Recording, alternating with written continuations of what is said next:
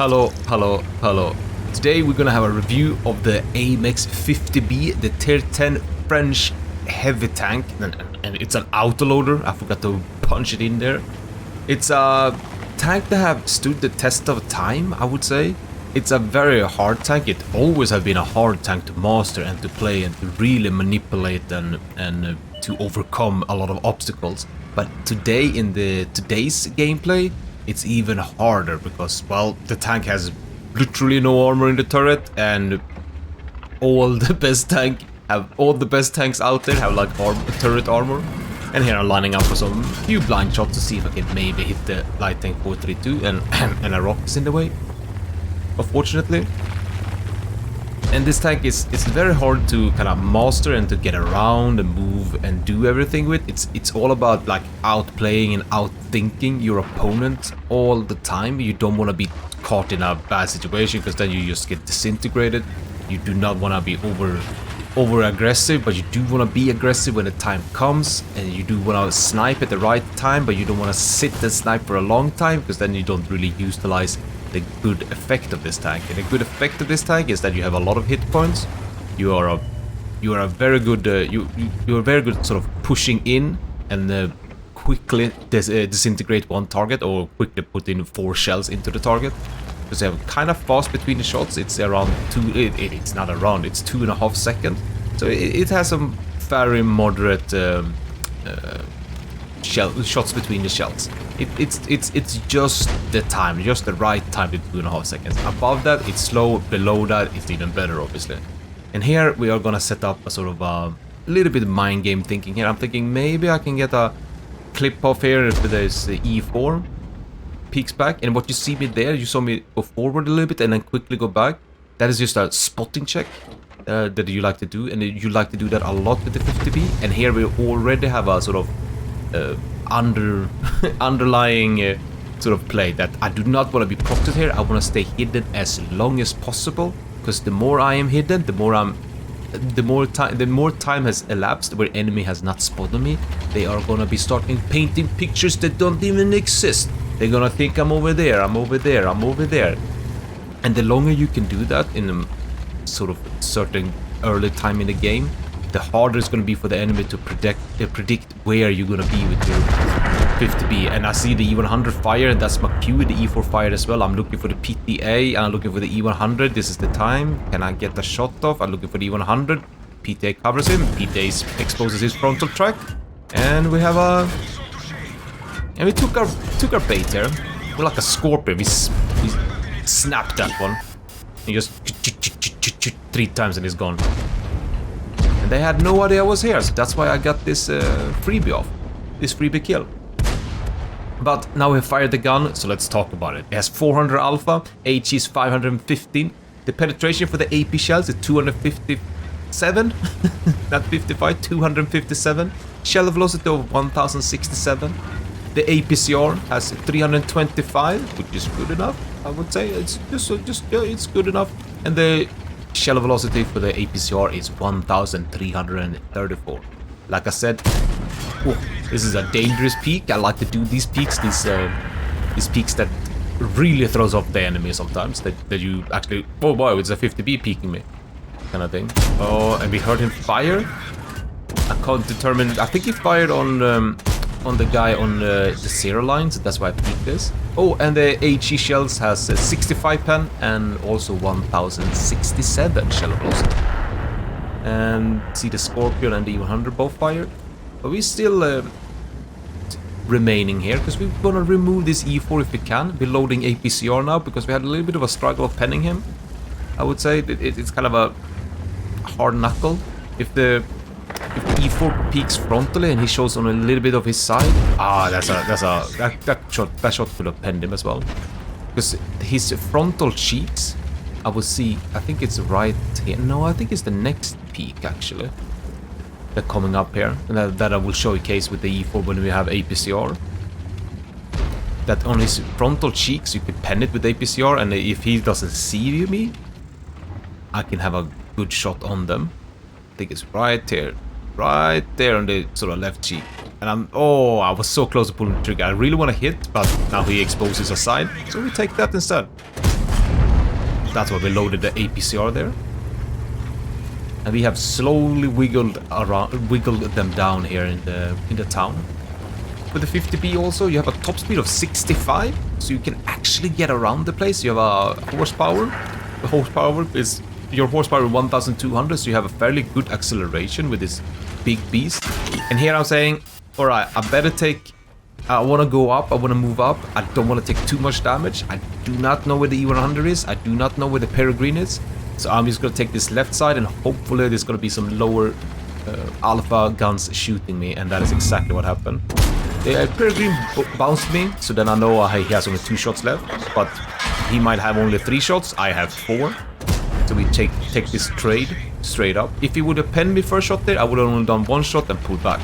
Just to say, alright, we did 1 for 1, that's it. I don't want to trade out all my hit points. I like over 1,000 hit points for a lousy little tier 8. And like I said, I do not want to take the 750 from the E100 and then potentially taking more damage. That's why I did the peak that I did. That's why I moved up the way I did there. Here I'm feeling, I see the tree gets knocked down, the CDC. So I know the CDC can peek me if I go for a peek here for the E100. CDC is still looking. I know the CDC has no idea I'm here. There's the E100. And here we keep in mind. We tried to track him, we missed the track. Missed the track again. We know the CDC peaks, so we shot at him as well. I have no idea if the CDC counted my shells or not. I think it did, because it peaks again. But we bounced this time. Feels good, man. Feels good, man. Like I said, the top speed is 65, but the reverse speed is 20. So it's a very maneuverable vehicle, the AMX 50B. It's not so much bogged down. It's not too slow, and it's quite agile for its size. Actually, it's very agile for its size. And here we have the E100, who knows I was on the flank last time, but we are relentless. We do not give them space at all. And we're up to 6,500 damage here, where we punched through the village here of Lake Will. Ooh, the AMX CDC is on the run. We cannot shoot him from here, so we have to kind of move up, and then he goes in front of us when he could have gone straight. If he goes straight on the A line, he is perfectly safe, and nobody can touch him until sort of we come at their base. I think there would be only the ELC V90 that would shoot. Maybe I'm a projector in the back. Maybe that. Here's a good acceleration test, actually. Even though we're knocking down an obstacle. When you knock down an obstacle, you lose like 1 kilometer every time. But, oh yeah, the gun elevation and gun depression. The gun depression is -8, and the gun elevation is +12. It's comfortable enough. And there we have it. A little victory on Lakewell. I think we should hop into the next game. And here we are on Berlin, and let's continue talking about the gun.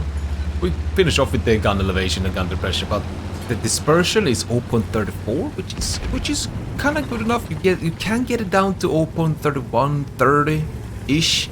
I think you can even boost it down to 29. I think is the most 29 or 28. I don't know, somewhere around there.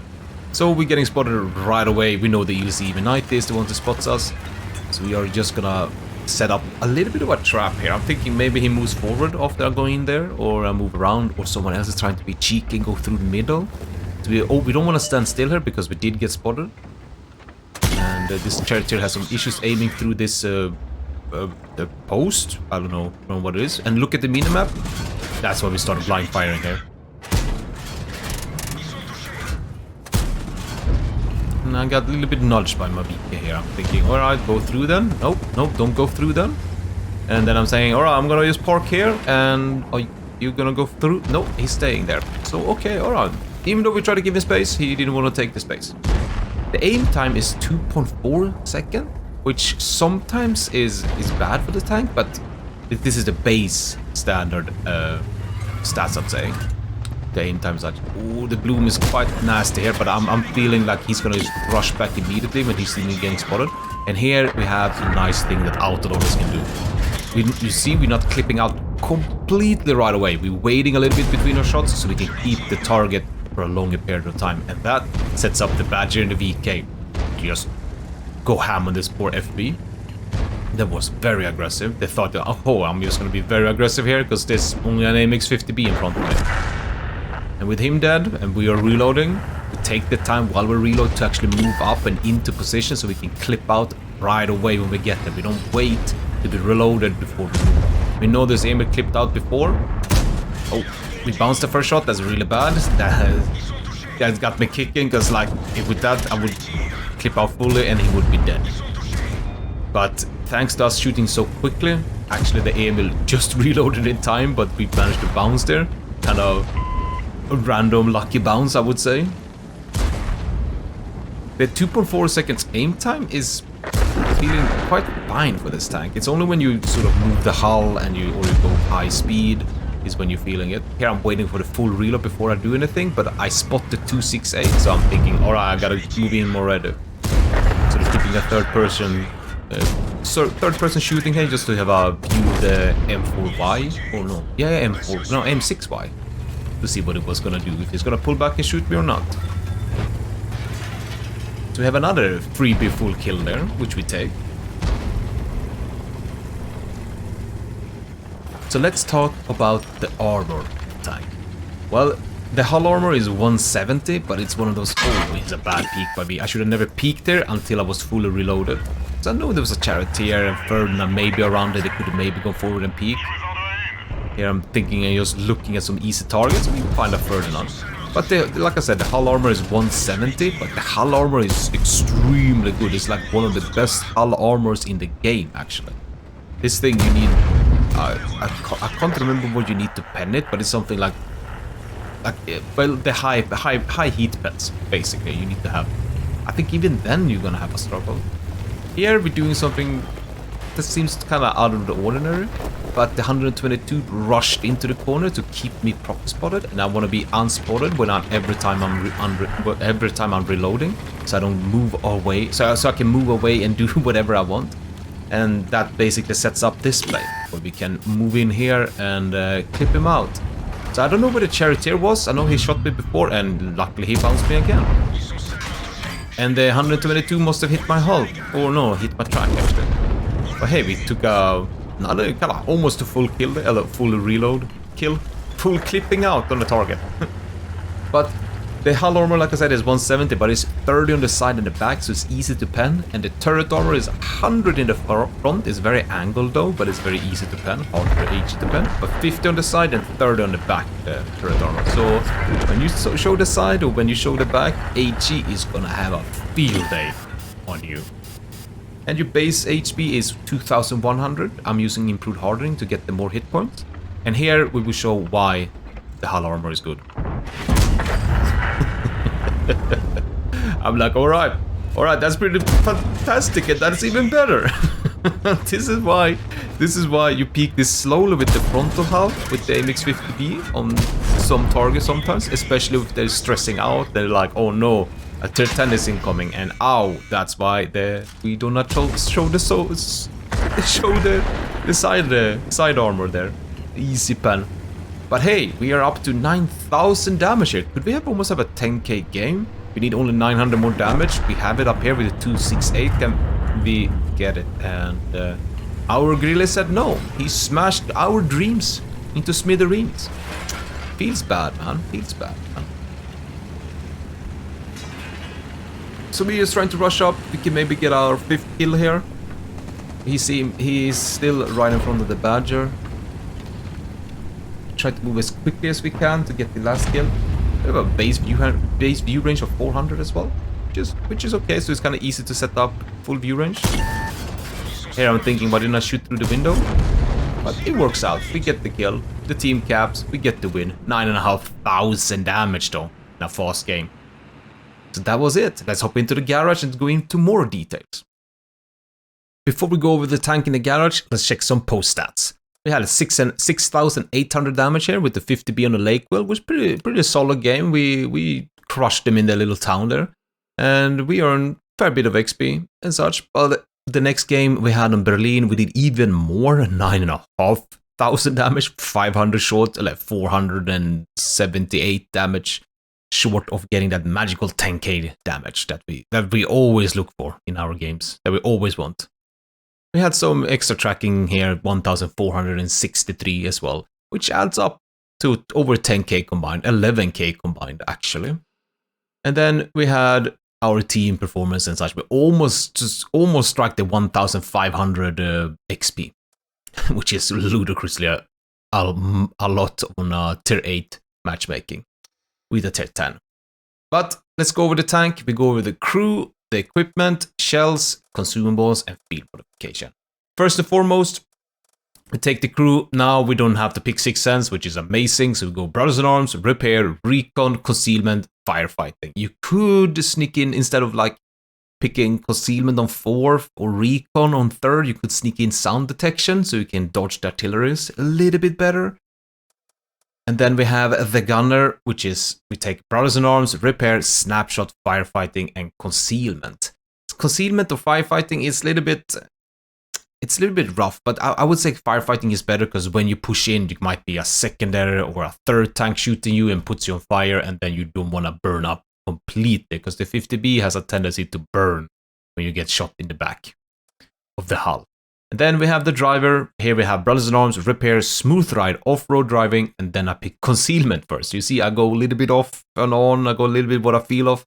So here you could also pick Firefighting as well. You could maybe pick Clutch Braking just to be a little bit more agile when it comes to that tight turns. But for me, I feel like off-road driving is fine. And I kind of want to get that Concealment up when I'm on bigger Malinovka map. Oh, here comes the music I was waiting for.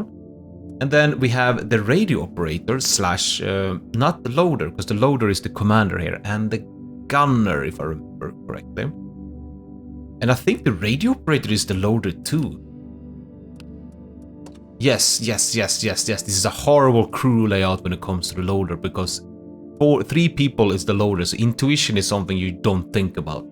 But that's why we pick on the radio operator, Brothers in Arms, Repair, Concealment, Situational Awareness, and then Concealment, and then Firefight. You see how I go between Concealment and Firefight? I go a little bit both way. I don't go absolute one of them.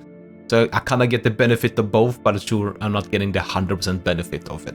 But that's how I would pick my crew skills. And then we have the equipment. I like this one by far because the improved hardening gives you extra amount of hit points. The ventilation just to help the tank a little bit with that extra dispersion and the aim time. Just the tank feels just that little bit extra on it. And then we have the vertical stabilizer. For our secondary equipment, well, so first for me, I actually choose IRM, and it's basically just ventilation, IRM, and vert stab. But the IRM is just there for mobility and it's slightly better aiming, just a slightly touch.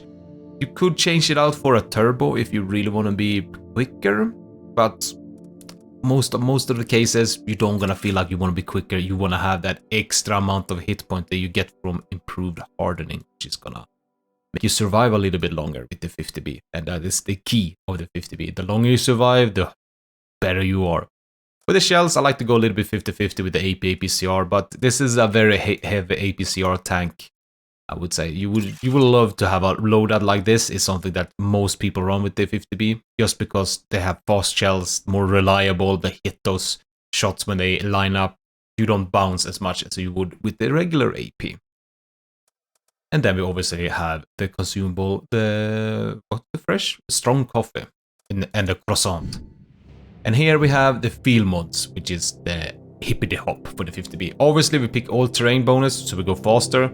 We pick the parallel adjustment, so we have a smaller aiming circle, helps down to get that dispersion down to 0.3, which we talked about a little bit in the video, which is very nice. And then we have the periscope. This one probably allows you to not really need to pick recon or situational awareness so early and so quickly, so you can kind of go back on that. But I should just at least pick situational awareness early. But recon you could kind of wait with, and maybe you can sneak in the sound detection there. It's something I haven't thought about, but I probably should do that more now with the field mods up. And then we have the focus on mobility or the focus on firepower. And to be honest, I would pick either. Maybe if I were running a turbo and I ditched the ventilation and ran a better vertical stabilizer, then I probably pick focus on firepower, and just to get the turbo up to a 19 or a 20 kilometers, depending on which turbo you use. For the next one, it is very easy. It's the more hit point. It's the more hit point, just straight out more hit point. And the aiming circle after firing is so more valuable than what the minus there is. Minus 6%. It's you don't have to question about it. It's straight up this thing. Between the shots is super important that you have a small aiming circle, and this is just showcasing it. That was a microphone bonk. Excuse me for that. And then for second slot category, we pick firepower, and there you can boost up the vertical stabilizer, you can boost up the ventilation, and or if you really like it. But then if you use the turbo, you would probably not use the mobility boost still, because the firepower just helps out so much. So that's a key things to kind of look at. So this is what I would pick for my 50. But if I were not having a bond or a bounty or a turbo on the tank, I would not pick this focus or any of this. So that was my little review of the AMX 50B. I kind of like this tank. It's a very hard tank to master and to get your head around, because it's all about movement, mobility, and try to see how the battlefield projects before it even happens. You have to be seeing into the future to make this tank really adaptable and really work. But it's a very rewarding tank when you get it run right, and it's a very nice tank to move around and just help out your various teammates here and there. And it's a tank that stood the test of time. It does not go away anywhere. It still is a very lethal, potentially very lethal tank out there. But that was my little tank review of the AMX 50B. I hope you liked it, and stay tuned.